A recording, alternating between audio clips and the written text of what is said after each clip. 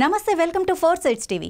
75వ గణతంత్ర దినోత్సవాన్ని పురస్కరించుకుని మెదక్ పోలీస్ పరేడ్ గ్రౌండ్లో ఏర్పాటు చేసిన వేడుకలలో జిల్లా కలెక్టర్ రాజర్షి షా పాల్గొన్నారు. జాతీయ పతాకాన్ని ఆవిష్కరించిన అనంతరం పోలీసుల నుండి గౌరవ వందనాన్ని స్వీకరించారు. ఈ సందర్భంగా మాట్లాడుతూ భారతదేశ పౌరులందరినీ ఒక ప్రజాస్వామ్య వ్యవస్థలో నడిపించడానికి, దేశ ప్రజల ఆశయాలను నెరవేర్చడానికి అప్పట్లో భారత రాజ్యాంగం అవసరమైందని అన్నారు. సిద్ధించిన స్వాతంత్ర్య ఫలాలు అందరికీ అందాలని డాక్టర్ శ్రీ బాబాసాహెబ్ అంబేద్కర్ గారి ఆధ్వర్యంలో ప్రపంచంలోనే పెద్దదైన గొప్పదైన భారత రాజ్యాంగాన్ని రచించి 26 జనవరి 1950 రోజున మనకు అందించారు. ఈ సందర్భంగా ఆ మహనీయులను గుర్తు చేసుకొనుట మన బాధ్యత. తెలంగాణ రాష్ట్ర సాధనలో ఎందరో తమ ప్రాణాలను పానంగా పెట్టి రాష్ట్ర సాధన కోసం పోరాడి అమరులైనారు. వారి త్యాగాలను ఈ రాష్ట్రం ఎప్పటికీ మరవదు. సాధించిన ప్రత్యేక తెలంగాణ రాష్ట్రం గౌరవ ప్రజాప్రతినిధులు, అధికారులు ప్రజా సహకారంతో ప్రభుత్వ పథకాల అమలులో మెదక్ జిల్లా ఎప్పుడు ముందడుగులోనే ఉంటుందని తెలియజేయడానికి చాలా సంతోషిస్తున్నాను. ఈ సందర్భంగా కొత్తగా ఏర్పడిన రాష్ట్ర ప్రభుత్వం ప్రవేశపెట్టిన అభివృద్ధి కార్యక్రమంలో జిల్లా ప్రగతిని, సంక్షేమ పథకాలను మీతో పంచుకోవడానికి సంతోషిస్తున్నాను.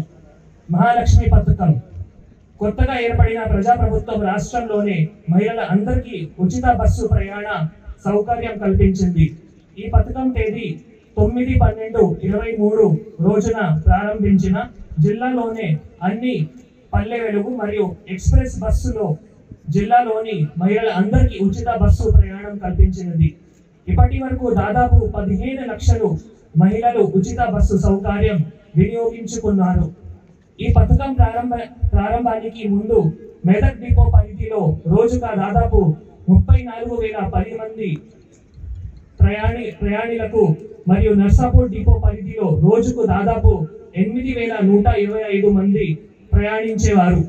ఈ పథకం ప్రారంభించిన తర్వాత ఇప్పటి వరకు ప్రతిరోజు మెదక్ డిపో పరిధిలో దాదాపు 50,000 మంది మరియు నర్సాపూర్ డిపో పరిధిలో దాదాపు 12,500 మంది ప్రయాణిస్తున్నారు. ప్రజలకు చేరువేగా పాలనను అందించాలని లక్ష్యంతో బలహీన వర్గాల అభిప్రాయానికి అనుగుణంగా పాలన అందించడం, ప్రజల వద్దకే పాలనలు తీసుకొని వచ్చి ప్రజా సమస్యలను పరిష్కరించడం ద్వారా సామాజిక ఆర్థిక అభివృద్ధి పెంచుటకు ప్రజాపాలన కార్యక్రమం ఏర్పాటు చేయడం జరిగింది.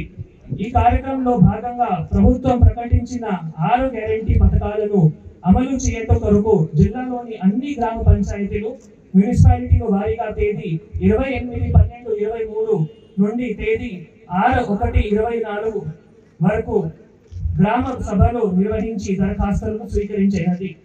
మహాలక్ష్మి పథకం అర్హులైన మహిళలకు ప్రతి నెల 2,500 రూపాయలు ఆర్థిక సాయం అందించడంతో పాటు 500 రూపాయలకి గ్యాస్ సబ్సిడీ ఇవ్వబడను.